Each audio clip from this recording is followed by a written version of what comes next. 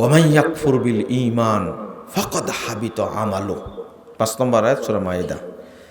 যে ঈমানের সাথে কুফরি করে এই ব্যক্তির সমস্ত আমল কি হয়ে যায়? নষ্ট হয়ে যায়। প্রথম কথা,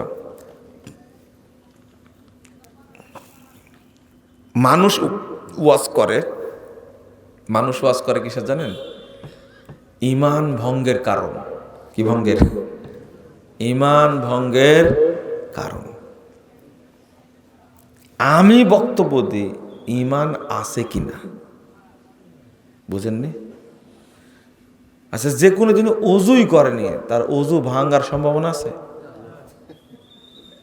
সম্ভাবনা আছে?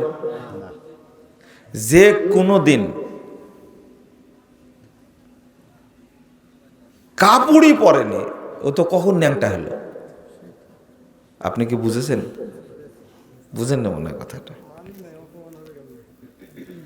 যে কোনো দিন কি কাপড়ই পরেনি, ও নামই হলো ন্যাংটা পীর। ও ন্যাংটা হলো কখন? আমার কথাটা বুঝেন, কিন্তু এগুলো বুঝে না বলে আমাকে গালি দেয়। আমি কোরআন হাদিসের বাহিরে, সালাফদের নীতির বাহিরে কোনো কথা বলতে চাই না, বলিও না আলহামদুলিল্লাহ। কিন্তু বোঝানোর জন্য বললে এটা মানুষ লোড নিতে পারে না, এটাই সমস্যা। আচ্ছা, যে কোনো দিন ওযু করেনি তার ওযু ভাঙবে? 1। 2 নম্বর, তো যার ঈমানই নাই তার ভাঙার সম্ভাবনা আছে? এই তো, এটা বুঝতে হবে। তো ঈমান ভঙ্গের কারণ এইটা বলা জরুরি না ঈমান আছে কিনা যাচাই করা জরুরি? হ্যাঁ, যাচাই করা জরুরি। আমি যাচাই করি ঈমান আছে।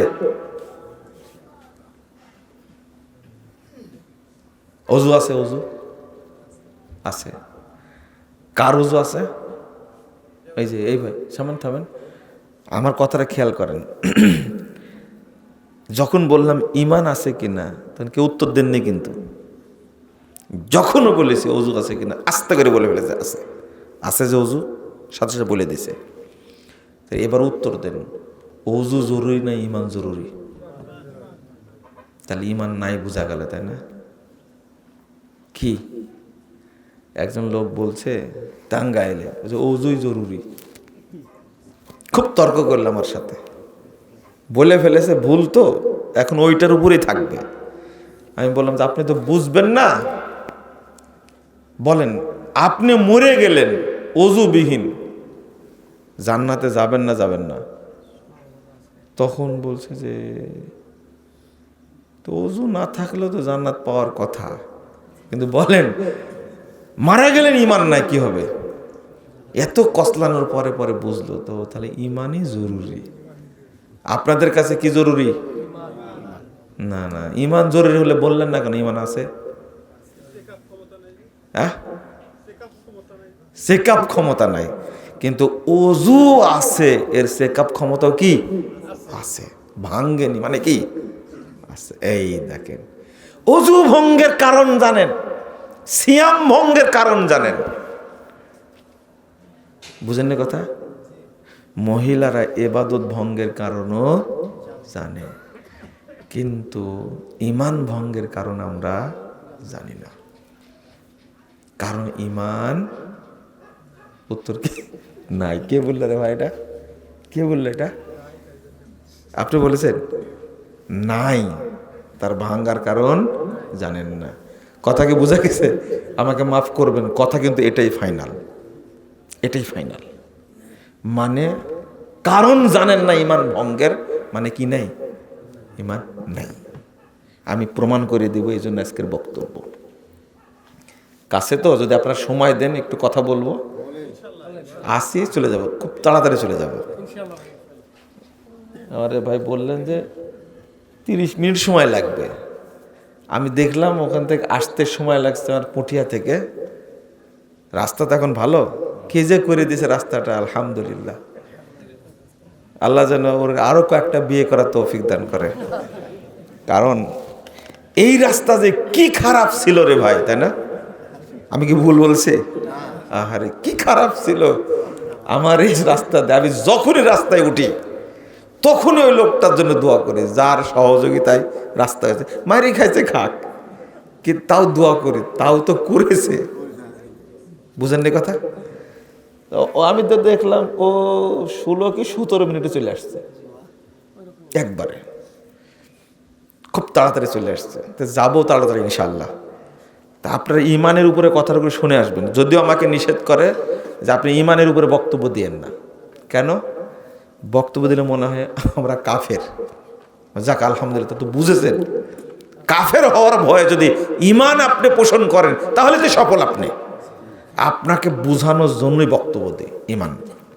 তাহলে ইমান ভঙ্গের কারণ জানেন না বলতে কি বোঝা গেল? কি বোঝা গেল? ইমান নাই, ইমান নাই।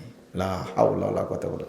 তাহলে ওযু আছে বলে জানতে পারছেন কি ভঙ্গের কারণ জানেন বলেই কি ইমান, ওযু আছে ভঙ্গের কারণ জানেন বলেই আপনি বলতে পারছেন কি ইমান, ওযু আছে। তো ইমান নাই বলেই আপনি বলতে পারছেন না কি লা হাওলা ওয়ালা কুওয়াতা ইল্লা বিল্লাহ, আস্তাগফিরুল্লাহ। আল্লাহ তুমি আমাদের হেফাজত করো, আমিন। একটা দোয়া পড়ে নেন আগে। আল্লাহুম্মা ইন্নী আসআলুকা ঈমানান লা ইয়ারতাদ ওয়া নাঈমান লা ইয়ানফাদ ওয়া মুরাফাকাতা মুহাম্মাদিন ফি আলা জান্নাতিল খুলদ। আগে অর্থটা বলি। আল্লাহ তোমার কাছে এমন ঈমান চাচ্ছি যেটা কখনো ভঙ্গ হবে না। বলেন আলহামদুলিল্লাহ।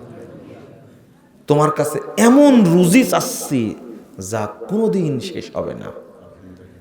আর জান্নাতে সর্বোচ্চ মাকামে নবী মুহাম্মদ সাল্লাল্লাহু আলাইহি ওয়াসাল্লামের সাথে থাকতে চাচ্ছে, তুমি কবুল করো।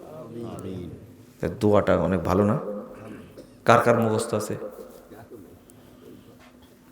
ইন্না লিল্লাহি ওয়া ইন্না ইলাইহি রাজিউন।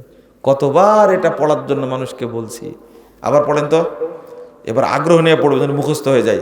আল্লাহুম্মা ইন্নী আসআলুকা ঈমানান লা ইয়ারতাদ ওয়া নাঈমান লা ইয়ানফাদ ওয়া মুরাফাকাতা মুহাম্মাদিন ফি আলা জান্নাতিল খুলদ। মুখস্থ করে নেবেন, নেটে খুঁজবেন। আমি বলেছি অনেক জায়গাতে, ছোট্ট একটা বই আছে দোয়া ও জিকিরের মধ্যে দেওয়া আছে। এইটা পড়বেন বেশি বেশি, তাহলে ঈমান আর নষ্ট হবে না ইনশাআল্লাহ। তাহলে আগে পড়ায় দিছি, কিন্তু আর দোষ নাই। ঈমান যদি থাকে আর নষ্ট হবে না ইনশাআল্লাহ। কিন্তু আছে কি আবার প্রশ্ন, তাই না? থাকলে নষ্ট হবে, নাই যদি না থাকে তখন কি হবে? এইটাই হলো আমার বিশ্লেষণ। তাহলে একটু বুঝাই আপনাদেরকে। ঈমান সবচেয়ে বড় সম্পদ, সবচেয়ে বড় সম্পদ। ঈমানকে রক্ষা করবেন মৌলিক 4টা জিনিস থেকে। কয়টা? 4টা। 1 শিরক, 2 কুফর, 3 নিফাক, 4 তাগুত। বলেন তো। শিরক, কুফর, নিফাক, তাগুত। মনে থাকবে? ঈমানটাকে আগলে রাখবেন। আপনারা বলেন না ভালোবাসা দেখা যায় না, ধরা যায় না, কিন্তু তাকে যত্ন না করলে থাকে না। কোথায় থাকে ভালোবাসাটা? কোন জায়গায় থাকে? চোখে, কানে, অন্তরের মধ্যে। অন্তরের মধ্যে থাকে, অনুভব করা যায়, অনুভব করা যায়, ধরাও যায় না, দেখাও যায় না, ছোঁয়াও যায় না, তাই না? কি করা যায়? অনুভব করা যায়। ওকে যত যত্ন করে রাখবেন আপনার তত ভালো লাগবে। কিন্তু যেদিন কমতি হবে সেদিন কি ঈমান কি দেখা যায়? দেখা যায়। ঠিক ওই জায়গাতে ঈমানকে আশ্রয় দিতে হবে, এমনভাবে রাখতে হবে। চারিদিক থেকে তাকে ধরার জন্য শয়তান রেডি হয়ে আছে। এই শয়তান থেকে বাঁচাতে হবে। কথা বোঝা গেছে? শয়তান থেকে ঈমানকে হেফাজত করতে হবে। 2 নম্বর হলো ঈমানের পরিচর্যা। মনে থাকবে? ঈমানের পরিচর্যা, ঈমানের নবায়ন। বলেন তো ভাষাটা, ঈমানের নবায়ন, ঈমানের নবায়ন, ঈমানের নবায়ন। এখন বলবেন শুনিনি এইগুলো। ঈমানের নবায়ন। আরেকটা হলো ঈমানের পাওয়ার। ঈমানের কি? পাওয়ার, ঈমানের ক্ষমতা।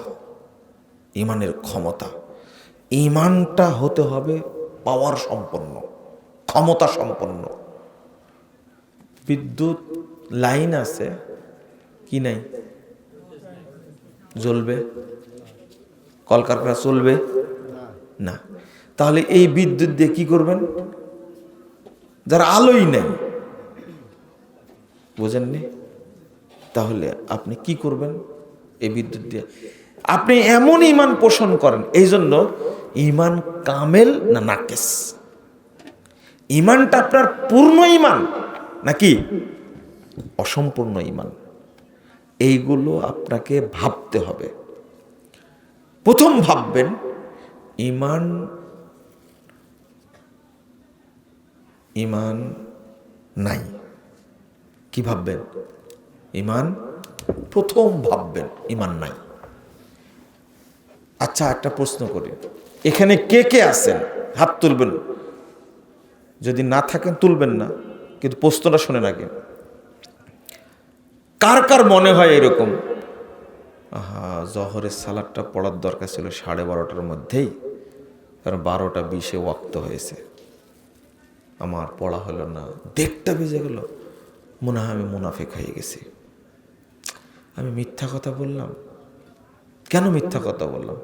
মনে হয় আমি মুনাফিক হয়ে গেছি। সি সি সি, আমি হারাম খাচ্ছি, আমি মনে হয় মুনাফিক। না, ফজরের সালাদটা আজকে পড়তেই পারলাম না,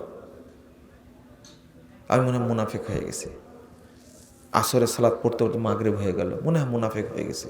সি সি সি, মুনাফিক হয়ে গেছে। এইরকম আপনাদের জীবনে কারো হয়েছে? সত্যটা বলবেন, কিন্তু আল্লাহ সাক্ষী।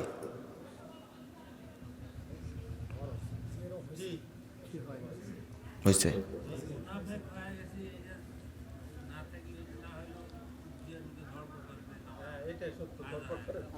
ধরপড় করে, জামাত ফেল করলে আফসোস হয়, তাই না? মাশাআল্লাহ।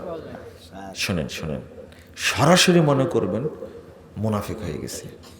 কারণ লক্ষণটা কিসের? মুনাফিকের।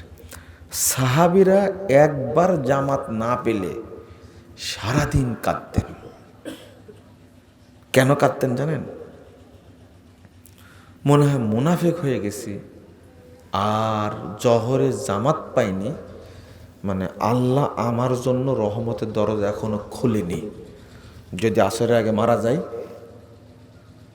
ওই যে দোয়াটা পড়েন, আল্লাহুম্মা ফতাহলি আবওয়াবা রাহমাতিক, আল্লাহ তুমি আমার জন্য তোমার রহমতের যত দরজা আছে সব খুলে দাও। বলেন না? এটা অর্থ জানেন না তো? মানে আপনি মসজিদে যাননি, রহমতের দরজা খোলা হয়, বন্ধ আছে। জামাত পেলেন না, সাহাবীরা মনে করতেন আমার জন্য রহমতের দরজা বন্ধই থাকলো, খুলেনি। যদি আমি আসরের আগে মারা যাই, কাঁদতেই থাকতেন। আল্লাহ তুমি মাফ করো, আল্লাহ তুমি মাফ করো, আমার ভুল হয়ে গেছে, কেন ব্যস্ত থাকলাম, মসজিদে যে যাই না তার জন্য রহমতের দরজা খোলা হয় না। আপনি ফজরে গেলেন না, মানে দরজা বন্ধই আছে, খোলা হবে না। এখন আপনি রহমতের বাহিরে আছেন, বুঝেন না মনে হয়, তাই না?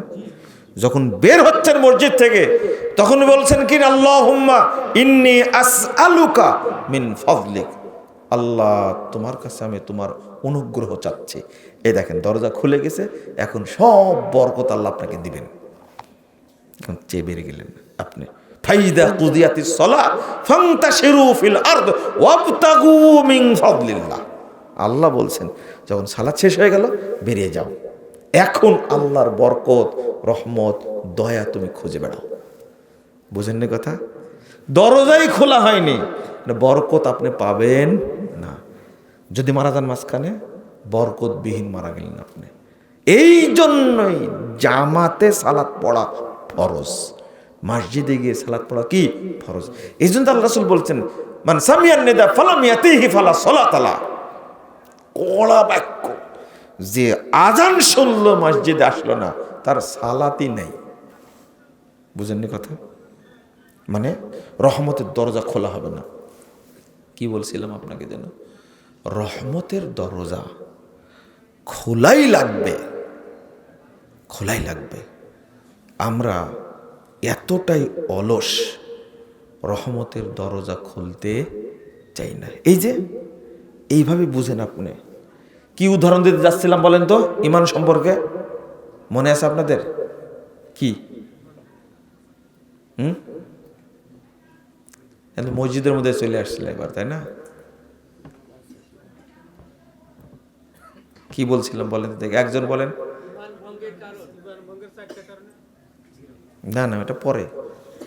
আমি এই হাদিসটা কেন বললাম? রাইট, এতক্ষণে বের হয়েছে।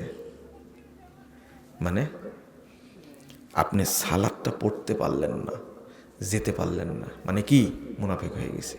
মুনাফেক, এই ভাষাটাই মনে করবেন আমি মুনাফেক। মুনাফেক না হলে আমি জামাত ফেল করলাম কেন? বুঝলেন না? এটা দরজা বন্ধ হয়ে গেছে আমার জন্য। এবার কি বুঝছেন? ওই যাই বলছিলাম না, কার কার মনে হয় আমি মুনাফেক, না হলে মিথ্যা কথা বললাম কেন? বুঝেননি কথা? যতদিন এইটা আপনার মনে না হবে ততদিন মুমিন হতে পারবেন না। এটাই ফাইনাল কথা।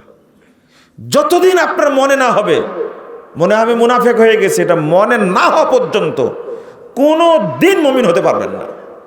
আপনার ওয়াইফ বাড়িতে আছে, ওর আজান নাই, জামাত নাই, মসজিদ নাই, কোনো শর্ত নাই, ওয়াক্ত হবে বাড়িতে সালাত পড়ে নিবে। ও জহরটা পড়তে পারেনি, ও 1:30টায় পড়ে না 3টায় পড়েছে জহরও। বলেন তো এই মুনাফেককে পুষে কি লাভ আছে? কি লাভ আছে? কোনো লাভ নেই।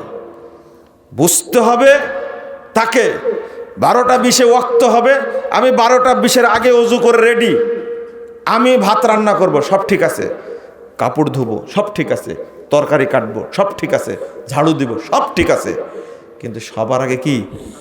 সালাত। যদি পড়ে তাহলে বরকতপূর্ণ মহিলা, যদি না পড়ে ওর মধ্যে কোনো বরকত নাই, জিরো বরকত, জিরো।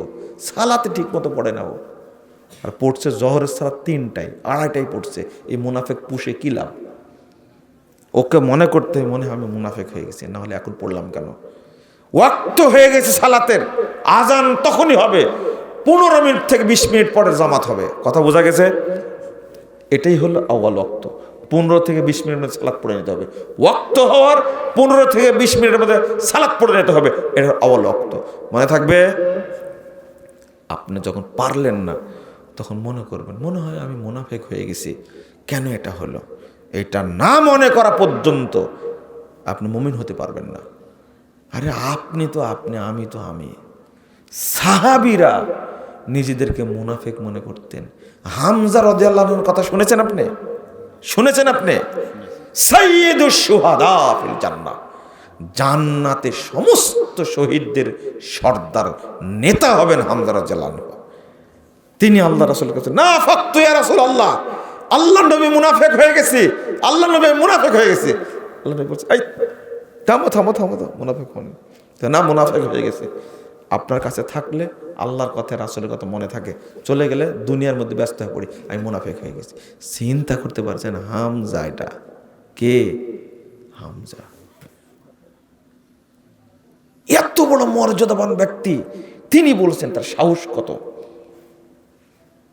তো আমি আপনাকে কি বুঝাতে যাব আর কি বলবো,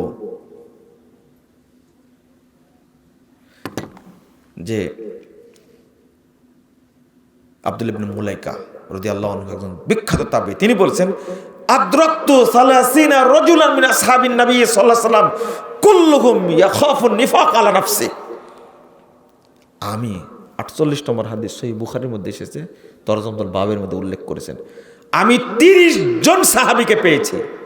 একজন তাবী 30 জন সাহাবীকে পেয়েছেন, তিনি বলছেন প্রত্যেককে দেখেছি কুল্লুহুম ইয়াখাফু নিফাক আলা নাফসি, প্রত্যেকে নিজেকে মুনাফিক এই মর্মে ভয় করতেন।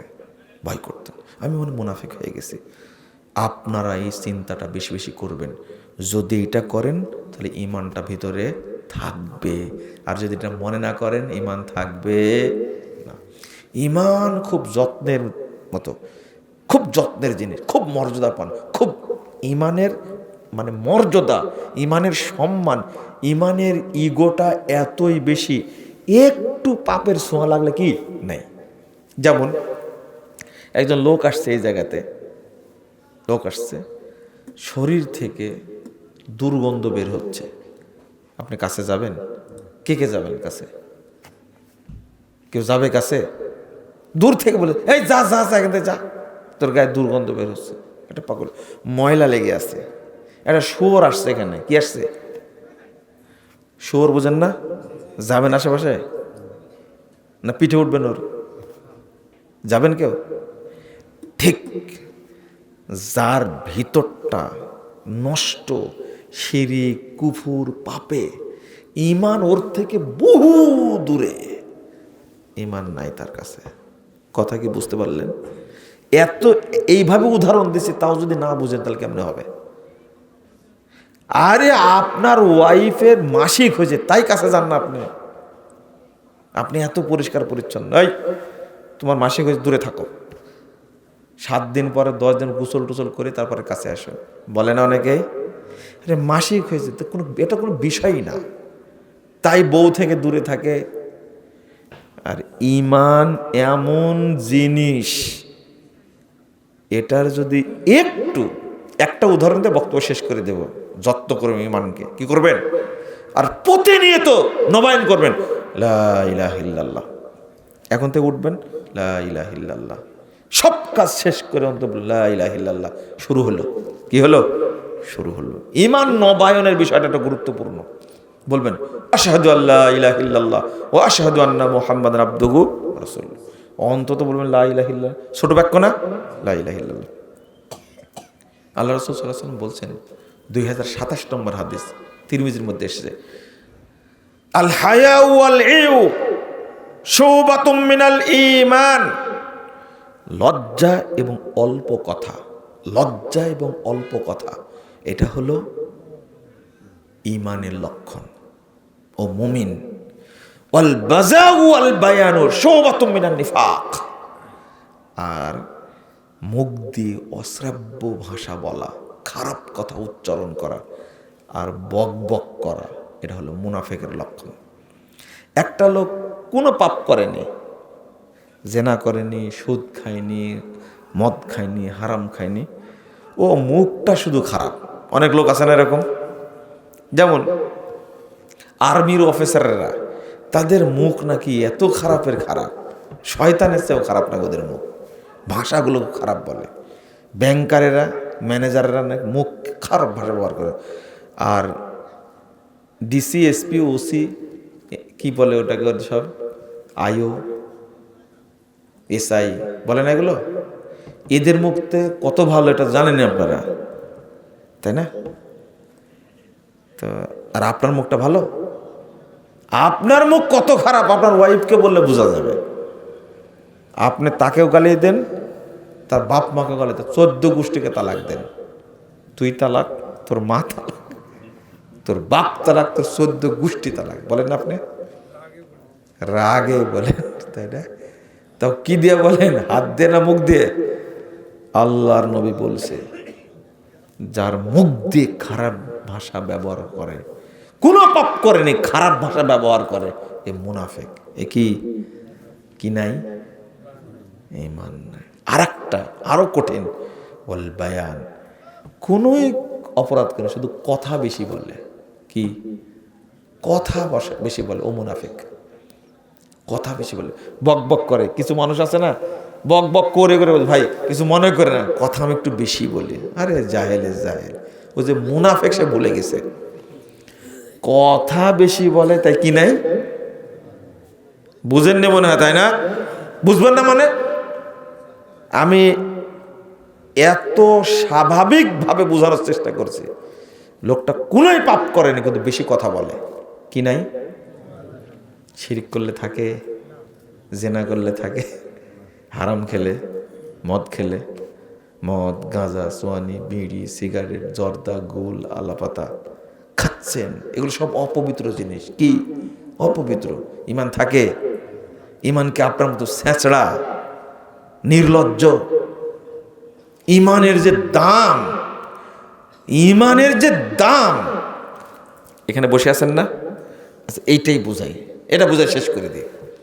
রাসূল সাল্লাল্লাহু আলাইহি ওয়াসাল্লাম বলছেন, ইন্নাল্লাহা লা ইয়াকবালু দুআন মিন কলবিন গাফিলিন লাইন, নিশ্চয় আল্লাহ উদাসীন, অমনোযোগী অন্তরের ইবাদত, দোয়া কবুল করেন না। এখানেই বসে আছেন, এটা ইবাদত না? আগে বলেনি অনেকগুলো হাদিস, ইবাদত এটা, তাই না? ইবাদত। কিন্তু আপনার এখানে মনোযোগ নাই, বসে আছে না এখানে, কিন্তু আপনার মনটা চলে আসে বাড়িতে।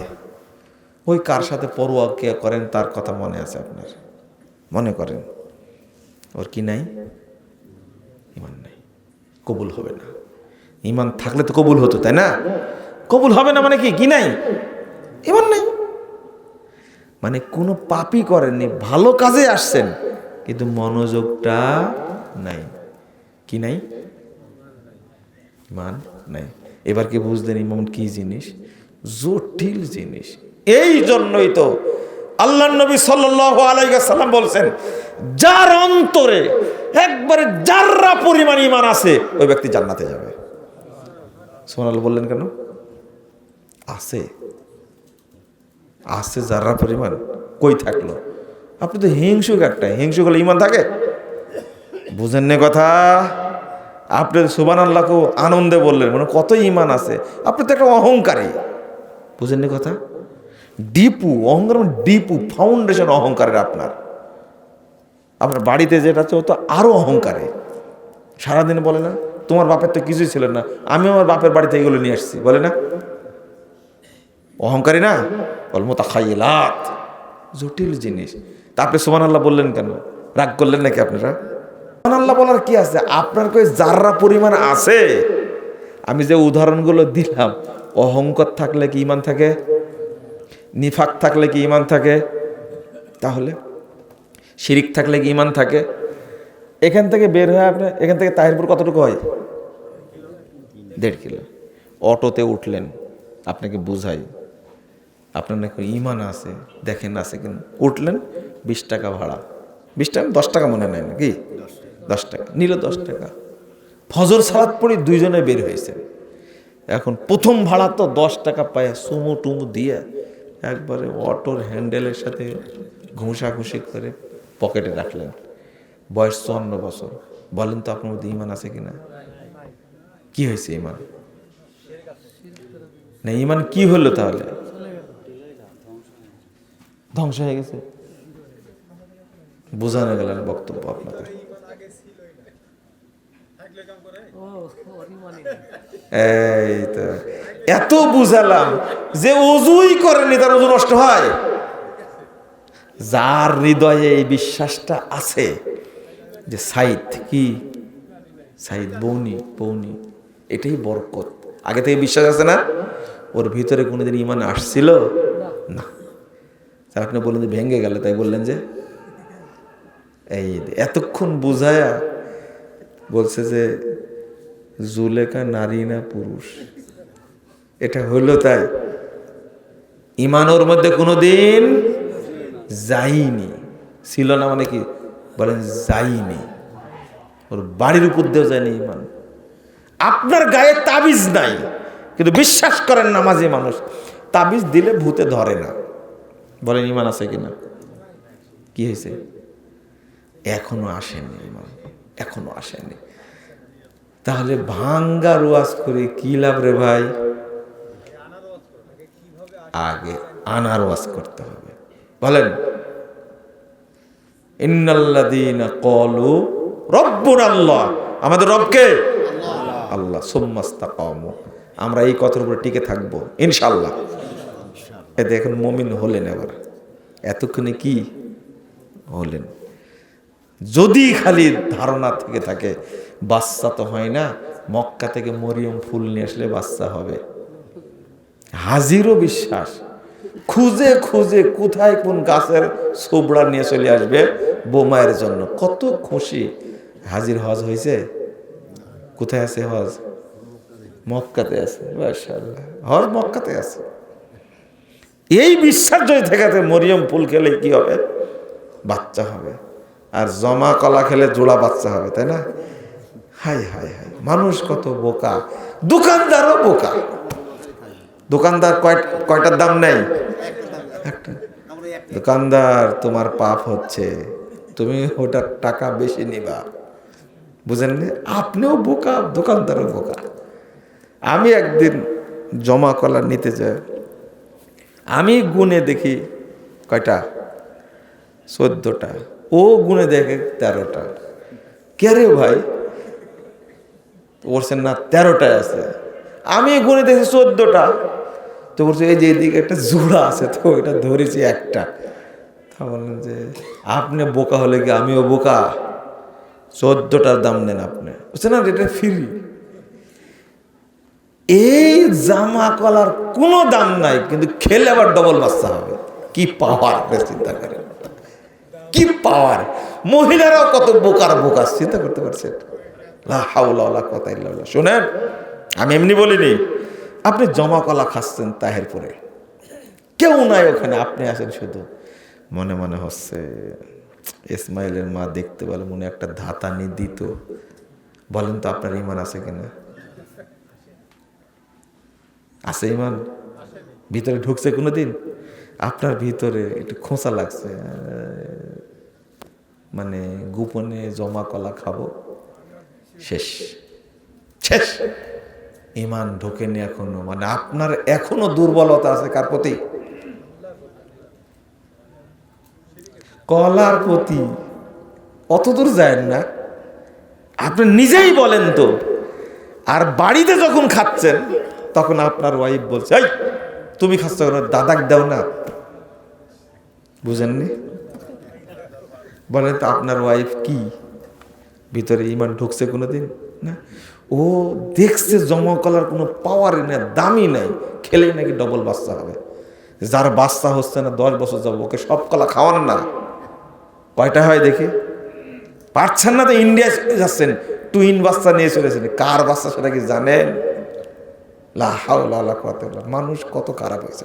আল্লাহ বাচ্চা দিচ্ছে না, বাচ্চা লাগবে। ইন্ডিয়ায় গেছে, কার শুক্রকে ঢোকা দিছে, 2টা বেরিয়ে আসছে। হ্যাঁ, টুইন হয় কেন?